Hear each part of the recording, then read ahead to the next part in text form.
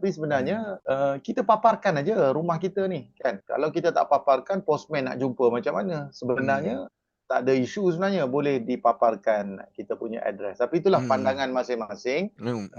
Untuk saya nasihat kepada usahawan, paparkan supaya visibility tu nampak dalam Google, dan memang bisnes kita ni nak kena orang nampak.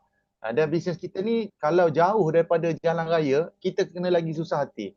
Jadi kalau senang dijumpai, itulah lagi senang kita punya pelanggan nak jumpa dengan kita. Itu pandangan saya. Tapi sebahagian daripada orang dia ada privacy part dan sebagainya, so boleh tutup lah. Yang private, yang antara saya terjumpa yang kalau yang dia tak nak tunjuk ni, antara dia yang setahu saya teringat dulu masa PKP tu, yang dealer-dealer gold. Dia meniaga apa benda gold ni lah. Mesti dia takut orang datang. Boleh jadi. Merampok kan. Ya. Menyebabkan safety kan. Kalau pada rumah buat gold memang agak bahaya jugalah kat situ. Yalah. Tengah usahakan review. Kalau puan dah dapat review, maksudnya verification dah selesai tu. Dah selesai. Kan? Jadi kalau tak verify lagi, review tak ada. Orang yang tak ada review tu biasanya tak verify lagi. Tapi kalau verify tu dah ada, maksudnya verification dah okey tu puan. Okey tu, settle lah tu.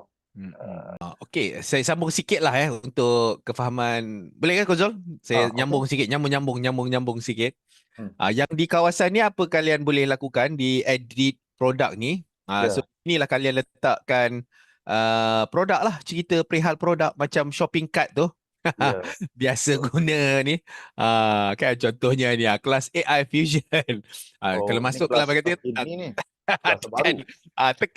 tekan dan nanti dia ada link. Pergilah tekanlah link tu kan. So contoh. Anda buatlah apa-apa informasi yang anda nak letak, dia tidaklah terlampau strict sangat. Tapi bila dah letak, nanti dia akan masuk audit dulu. Sekarang dia tak simply macam tu, dia akan ada badan tengok. Takut kita meniaga benda pelik-pelik kan. Dia pun nak jaga integriti pula sistem ni. Kalau anda ada servis, contohnya anda ceritalah apa servis-servis yang anda letakkan di dalam ni. Kalau anda ada sistem booking, yang ini balik boleh buat booking baik juga Cuba try. Cuba tengok. Bukan kena tulis ni website booking. Maksudnya ada laman web ni, Calendly ke, baru letak dalam ni lah. Okey. Nanti letak. Lepas tu ini apa ke benda? Q&A. Saya pun nanti nak menambah juga dalam arkib dan seterusnya. Tu dia. Boleh sama-sama. Tu dia, penuh-penuhkan. Itulah dia. Betul. Cikgu, ada apa yang komen daripada Puan Miza kita ni, dia kata pernah verify. So situasi sekarang review boleh dibuat macam biasa. Cuma kami owner tak boleh edit profile atau anything.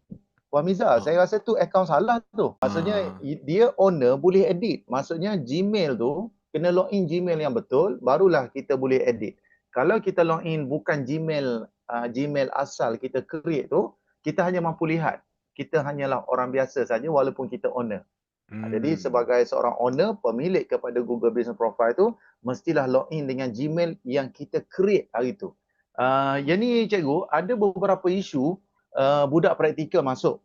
So bila budak praktikal masuk, dia pun buatlah kerja-kerja budak praktikal. Budak praktikal kan dia pandai bab-bab ni. Jadi budak praktikal itulah yang tolong create kan Google Business Profile tu. Guys, tolong like, komen dan share video ini. Baik. Terima kasih.